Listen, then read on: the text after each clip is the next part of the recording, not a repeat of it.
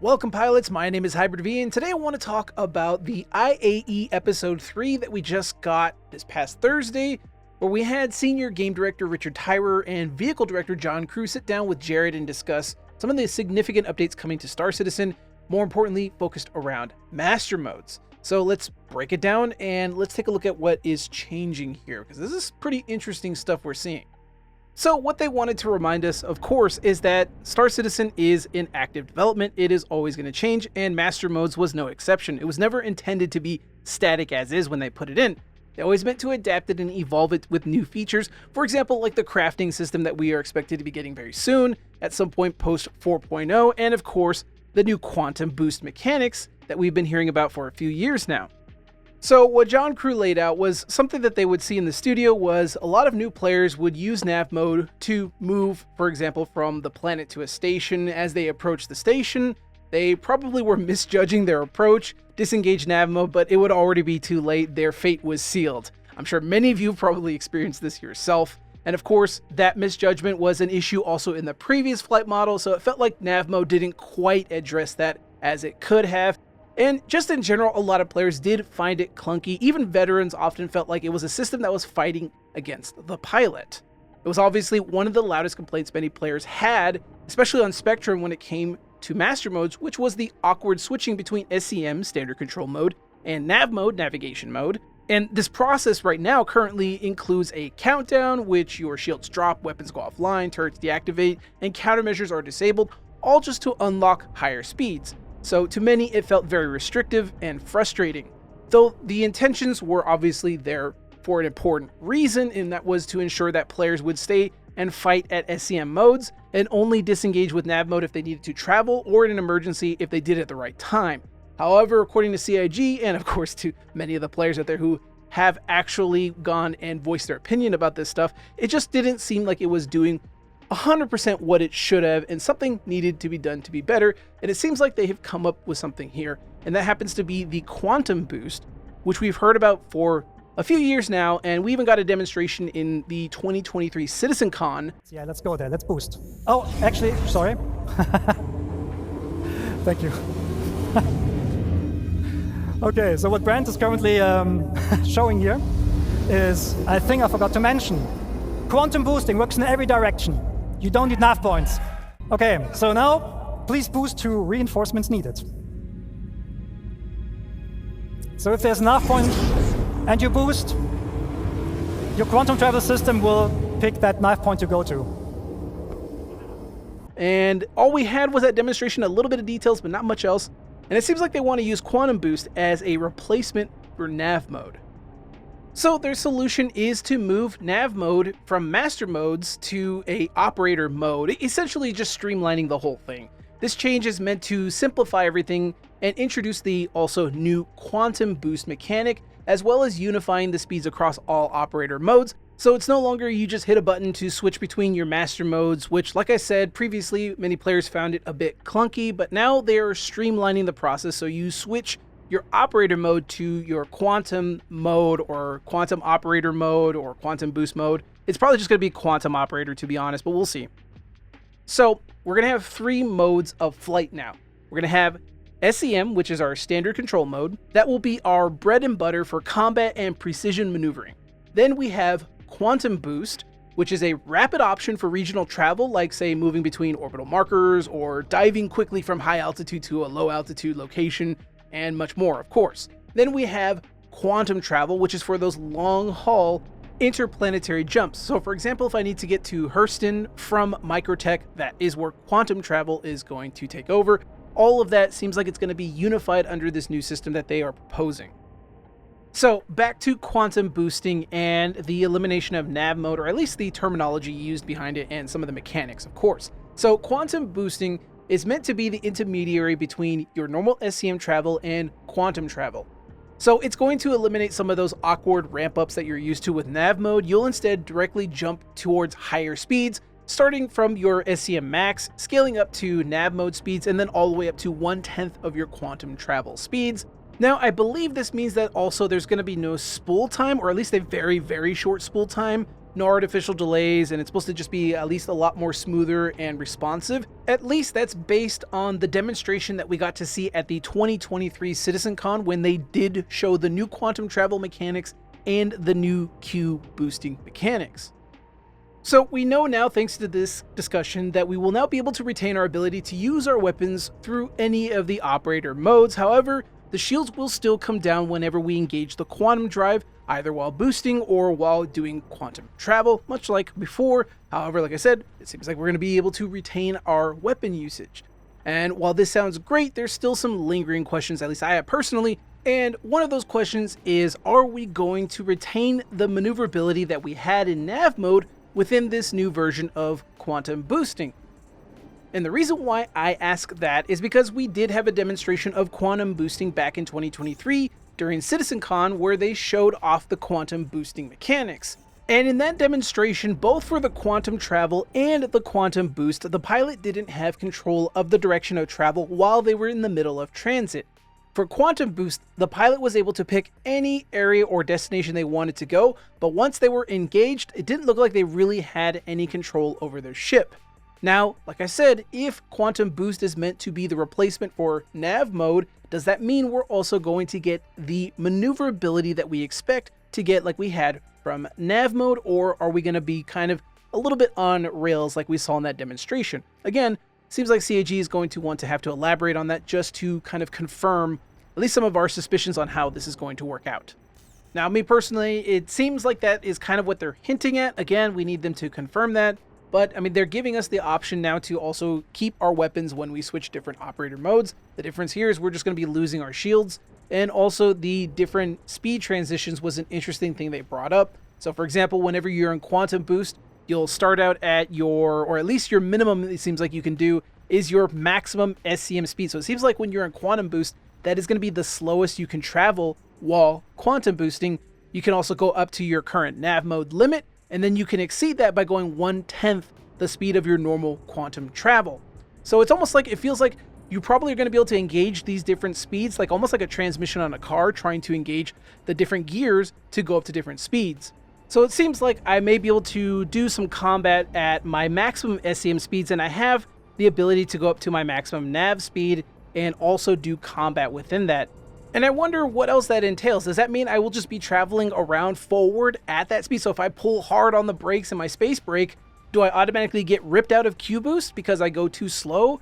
Or am I just going to continue traveling forward and I actually can't slow down? So if somebody is in SCM and they want a dogfight and I'm not in SCM, that means I would basically, if I want to be maneuverable and stay with them and continue in a nose-to-nose, I'd actually probably have to actually drop down to SCM speeds, which again, I'm okay with. This is also why I don't really see this as like a backpedal or them throwing up the white flag. There's a lot of people who are saying like, oh, CIG is admitting defeat or something like that.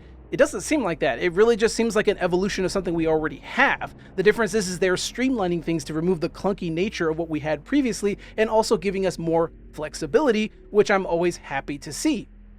But again, questions, and more questions. I would love to see a little bit more detail fleshed out here. The video was fantastic, but maybe a write-up, maybe a follow-up video, or even better, a demonstration. I would love to see what they're thinking and how things are progressing in that area. But of course, it goes beyond just having high-speed combat, which is what it seems like they're kind of hinting at here, or maybe the return of it, or at least the option of it. So one of the things they really wanted to emphasize was that crafting is going to play a big role in here. We already knew this already from CitizenCon. You know, players will be able to craft ships tiers 1 through, I think it was 5, and they can also improve other things like, for example, their thrusters, maybe their armor, or different components. So players can really tailor make their ship based on how they want to play. So for example, those players that enjoy higher speed combat will be able to craft their ship and their components of their ship to facilitate that a little bit better. So to recap, it really seems like quantum boost is meant to bridge the gap between quantum travel and those sublight speeds that we're used to. And it's really generally supposed to remove the frustrations of slow travel between nearby points of interest without cluttering up the game with excessive quantum markers, because you know that does get pretty annoying, obviously, if you're quantum traveling around and then you're trying to fight all the markers, or even worse, trying to find a way to get to your party. It's just a nightmare. So hopefully this will kind of reduce a lot of that friction within the game right now. So yeah, folks, if you follow my channel for a while, you know that I'm pretty agnostic about the flight models Star Citizen uses. I don't care how CIG does it so long as they achieve what they said they want to achieve, which is a slower, much more methodical, and much more cinematic World War II/Star Wars style of combat, which is perfectly fine. And if they want to increase speeds, that's fine, as long as they make sure they follow that goal they set out for themselves. Because one of the things I enjoyed about this flight model, personally, is the amount of fun that my members in my org have been having.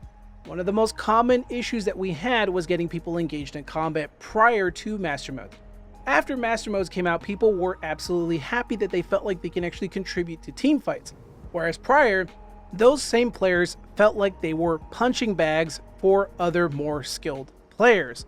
There's still a level of skill differential you can experience now, but the gap before was insane. I have trained hundreds and hundreds of people over the years within the Forgotten Heralds and outside. And one of the biggest issues that we always ran into the Forgotten Heralds was players would get frustrated having to practice against me because I would always have a much deeper understanding of the flight mechanics, and no matter how hard they tried, they would always get bested by me because I had more stick time and more understanding of the actual flight model and the nuances. And I always had many players express themselves, yeah, this is basically it. This is where I plateau. I can't get any better. I have a normal life to live. I have a family I have to provide for, and I have kids. I don't have time to go up there and spend, 40 hours, 60 hours or whatever trying to get better at playing a video game. And it's just frustrating having to do that, but then also being a punching bag for other players. It's just not really feeling like it's a fun space game. And I know somebody's going to be in the comments and be like, yeah, well, Hybrid, you spent that much time learning it and getting good at it. You should be able to clown on other players. Absolutely, sure, but within reason. And I would argue that what we had prior was not within reason, because I could take out entire flights of players, and that is not fun. Not to them, and not to me. Yeah, it's fun to have that power trip, sure, but after a while, it gets pretty old, and it gets very stale pretty quick. You want something different, not just for yourself, but for the game as a whole. You want the game to flourish, after all. Just because the game, or your game, or whatever game you play, has a high skill ceiling doesn't necessarily mean that's going to translate into actual market success.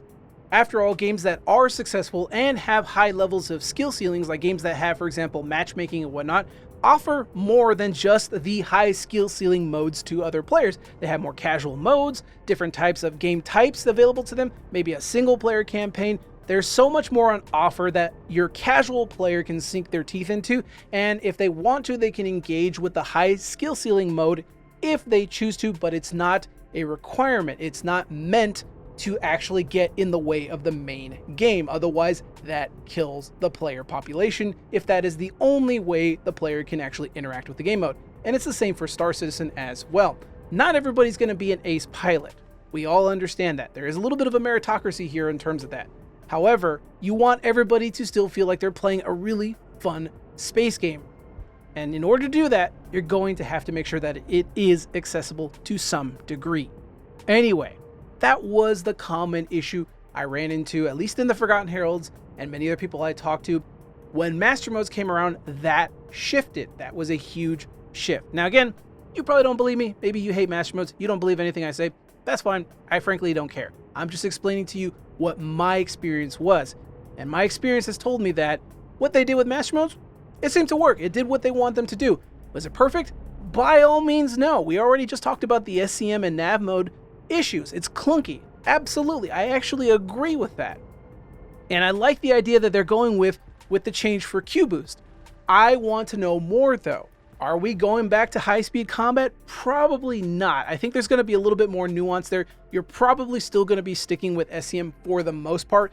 Average players, 100% are probably going to be sticking with SCM for the most part. Maybe you will have more high-skilled players that are going to try to really, alter their ship to be much more high-speed focused and really have to go for having no shields. I mean, again, this all assumes that we have that controlling Q boost. We need more information on this, but those players are probably going to go up there and basically try to adjust their ship so they can be basically glass cannons, essentially. Going up there, be super fast, have really strong guns, but, you know, because they have no shields, their ability to sustain for long periods of time in a fight probably is not going to be the greatest. So that's going to require a very, very high skill ceiling to penetrate through and actually be effective with. We'll see.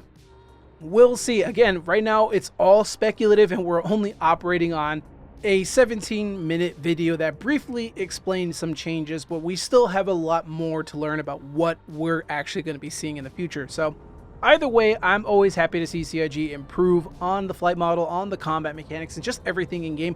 I want to see more evolution, more changes, and just general improvements. That's what I want to see. I want to see this be the best damn space game out there.